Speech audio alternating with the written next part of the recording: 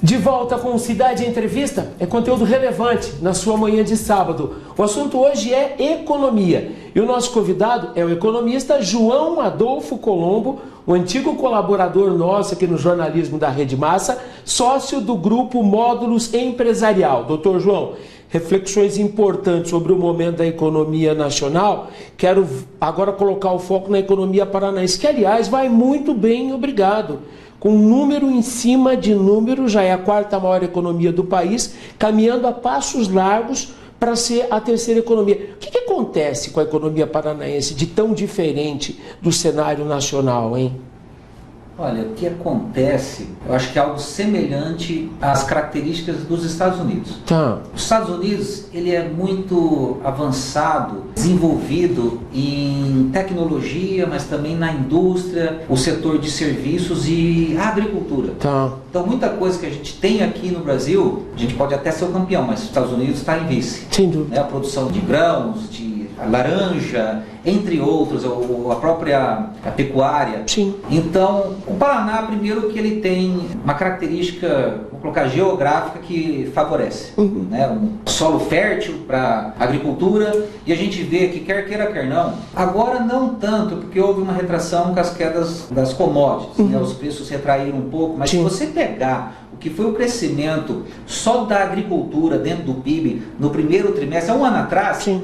superou os 20% de incremento, né, de avanço. Então, obviamente, o Paraná sendo um dos grandes produtores da agricultura dentro do cenário nacional, ele foi favorecido, mas daí eu entro na questão das indústrias. Sim. Se você pega os dados do CAGED, o número de vagas de trabalho com carteira assinada gerados no Paraná, em valores nominais, o segundo que mais criou dentro dos segmentos, dos setores, foi a indústria. Perfeito. Então eu vejo assim que é toda uma força-tarefa, eu acompanho isso de perto por conta do Sebrae, mas o Sebrae não é para micro, é para pequeno empresário. Olha, para o grande também. Lá na Regional Curitiba, que eu faço muito serviço, a gente vê que eles têm assim uns trabalhos conjuntos com o Senai e sempre estão fazendo governança, juntando o segmento da metalmecânica e outras indústrias, e vai tendo os eventos, as reuniões, vão colocando em pauta. Exemplo do que acontece aqui em Maringá, que tem o Conselho de Desenvolvimento Econômico, CODEM. reúne as representatividades. Tem acontecido muito isso. Aproxima do governo estadual, quer queira, quer não, o governador Ratinho tem tido uma excelente qualificação, né, É correto classificar como assertiva a política econômica pela qual optou o governador Ratinho Júnior, o governo do Paraná? Eu acho que ele tem feito muitas coisas que às vezes a gente olha e pensa, como que demorou tanto tempo para isso?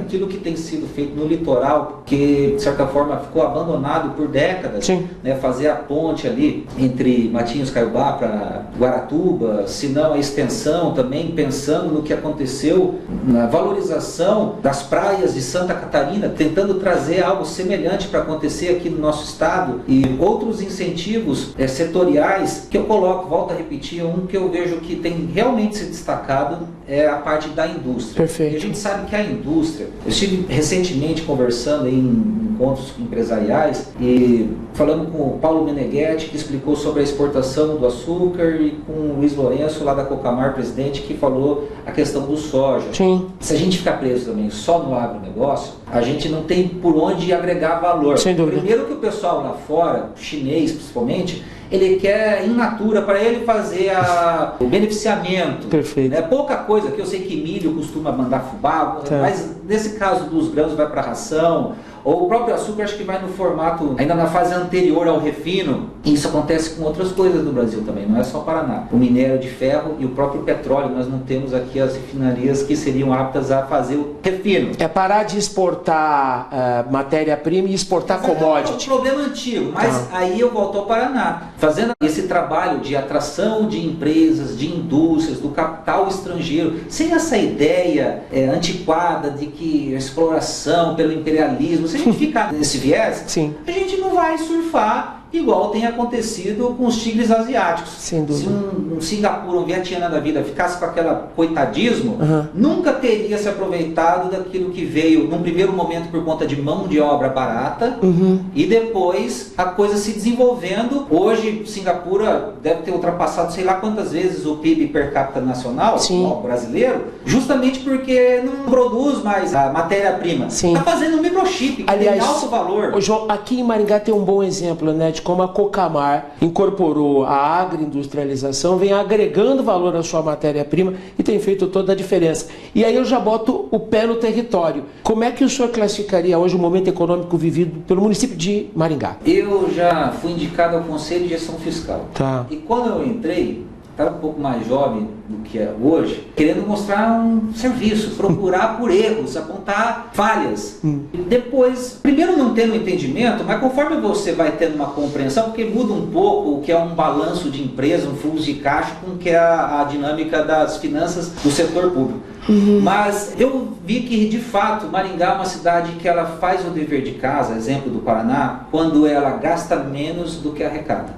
E a arrecadação vem por participações do Estado e da União, mas tem também a arrecadação própria via ISS, que é elevado, porque é polo aqui de serviço, com não só saúde, mas tem a parte de TI, universidades. Então, Maringá é muito forte na questão do serviço, arrecada bastante ISS, depois o próprio IPTU com as propriedades. Então ela tem uma boa arrecadação, ela cresce em velocidade muito superior ao que seria o crescimento demográfico, logo a gente percebe que a renda média tende a aumentar, e o que ela consegue ter de resultado positivo, ela reverte em investimentos. Agora, da decisão se é preferível fazer terminal urbano, se faz o Hospital da Criança, ou se faz pista emborrachada, ou se faz eixo monumental, o eixo monumental, aí é do gestor. A população que eleja e veja o que é o projeto de cada um. Mas que, a nível macro, no nosso micro aqui de Maringá, as finanças estão bem e tem vários indicadores positivos que eu não posso ignorar, independente se eu ser mais favorável a esse ou aquele, ou qualquer que seja.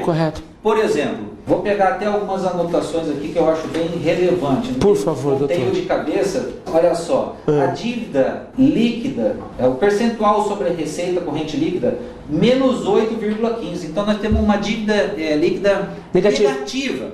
E se você pegar o histórico, não foi assim, ela já foi maior, ela era de 5,7, caiu para 2,18, aí se tornou negativa e agora está num dos menores níveis aí, olha o menor nível dos últimos, talvez desde sempre, eu não tenho atrás de 2017. Doutor João, o próximo prefeito, aquele que sentar na cadeira do prefeito Ulisses Maia, vai herdar economicamente uma prefeitura bem posicionada. Qualquer conversa que falem aí de fechando, se endividando, não sei o que, é normal, funciona como uma empresa. Então ele tem que distribuir ao longo dos anos. A questão tem vários limitadores obrigados por força constitucional. O Tribunal de Contas. Então você não pode ultrapassar aqui, por exemplo, 11,6 no pagamento das dívidas, a soma das parcelas.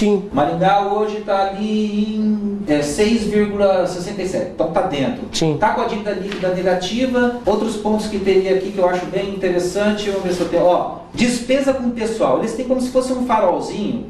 Se for até 48%, fica lá no sinal verde, acima disso até 51,3% fica amarelo, depois fica laranja, acima de 54% já fica no vermelho. Maringá está ali no verde, 47,25%.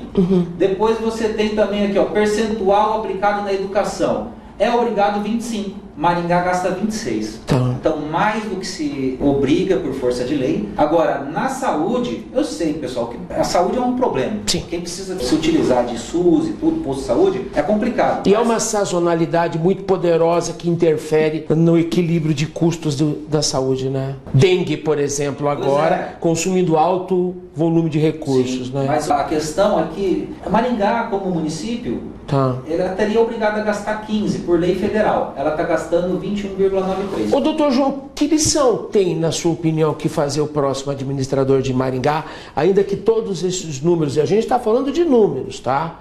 Não tem nenhum viés político isso. Com todos esses bons números, o que ainda falta fazer pela economia de Maringá para a gente encerrar o nosso papo? Tendo a austeridade, que é gastar menos do que arrecada, conseguir criar ações que eleve o faturamento, e pode ser por propaganda via Maringá Encantada, que atrai o turismo, fomenta, mas pode ser por ações atraindo empresas, né, e fomentando, subsidiando ou de alguma maneira aí que estimule, mantendo por consequência a empregabilidade ou a elevação de renda, foca daí que como objetivo final a qualidade de vida, mas os aspectos econômicos que melhor favorecem é dinheiro do bolso. Então vamos elevar a renda aí, porque compare com outras cidades, tenho certeza que o curitibano na média ganha mais do que o maringaense. Então trace como objetivo, foca na meta e corre atrás.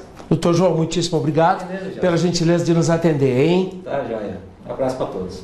Nossos agradecimentos ao economista João Adolfo Colombo, sócio do grupo Módulos Empresarial. Perdeu o programa de hoje? Ele já está disponível em nosso perfil lá no YouTube, Rede Massa Maringá. Um excelente fim de semana a todos, com saúde e segurança. A gente se vê no próximo sábado. Tchau, até lá!